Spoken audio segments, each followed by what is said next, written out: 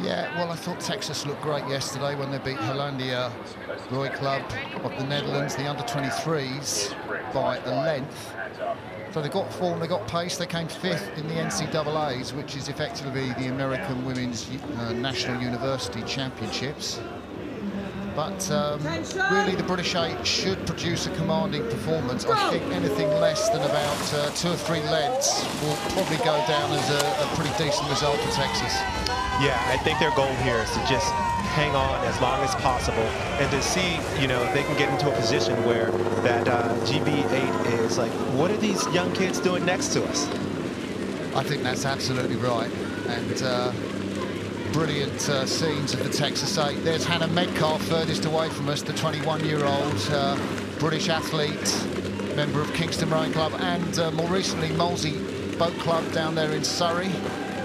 And there she goes, blasting off the start in the stroke seat. Anna Jensen, the 20-year-old.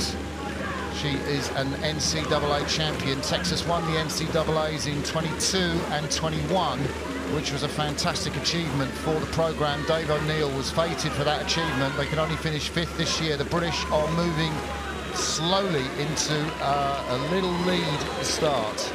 Yeah, and this is what we were talking about a little bit earlier. This Texas crew is really going to try to halt that move and try to just hang on as long as they can, because this is a powerful GB crew here.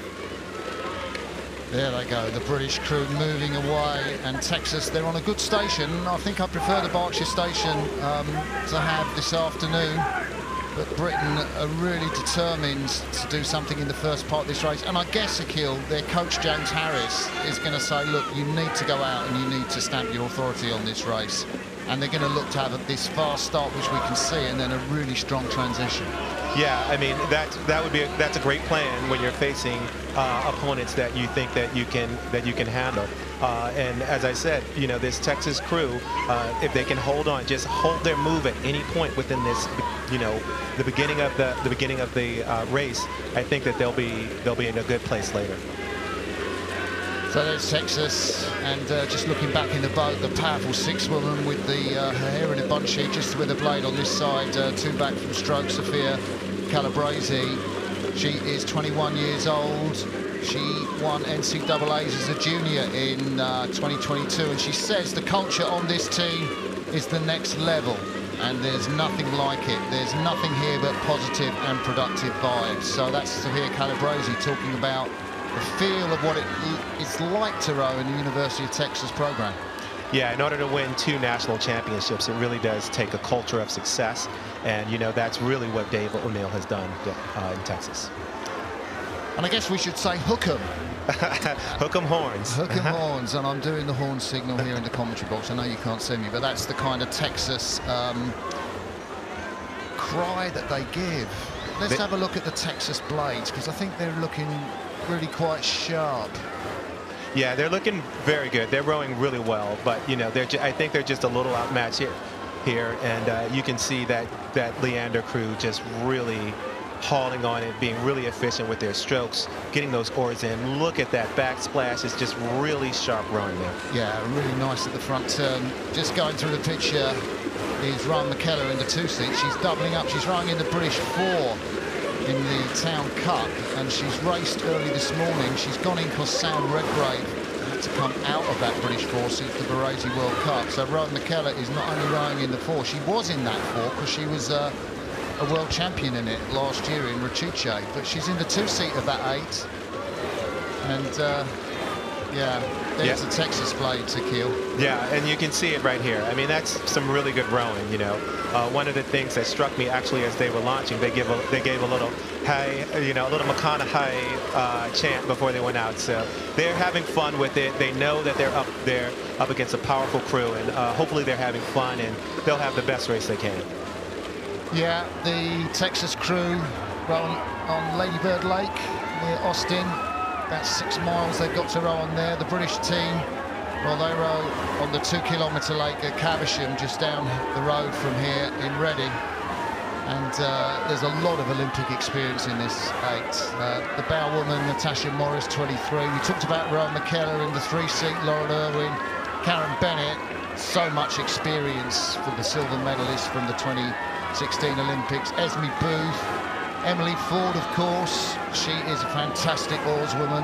Harriet Taylor, Annie Campbell-Ord in the stroke seat, and the male cox, Henry Fieldman, who won an Olympic bronze medal in Tokyo with the British men's 8, now working with the women. That's his back there.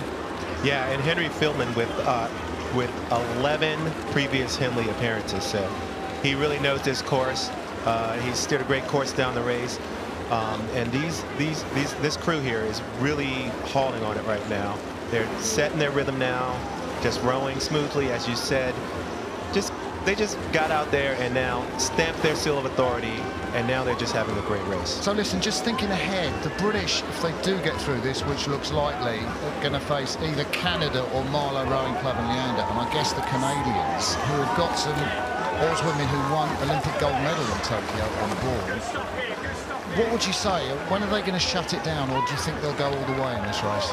I think they'll shut it down at some point, but it's one of those things where having raced this race, having been ahead before, there's a point where you feel comfortable, and the coxswain will actually have to make that decision. You know, is it 2 lengths? Is it 3 lengths? What is the point where you feel like, okay, even if they mount the most amazing comeback, we can halt their move? And I think they might be there now, but let's see. Loving that shot with the stewards' enclosures, the 2 crews, the back of Hannah Metcalfe, the 21-year-old, desperately trying for all she's worth. This is Henley semi-finals day. This doesn't come along that often. Texas won't be able to come here, according to NCAA rules, for another 4 years. That's right, isn't it, Akil? That's absolutely right. And so these athletes have to make the most of this opportunity.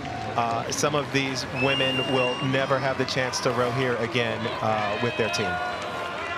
So the British 8, they've rowed really well, really crisp on the front end. You've heard Akil talk about that little backsplash as the blades go in really close to the front end. They've got about 20 strokes to go to the finish. They look nice and easy on the release. This was the 8 that finished second to Romania in the European Championships, and second to Australia in the Varese World Cup a couple of weeks ago.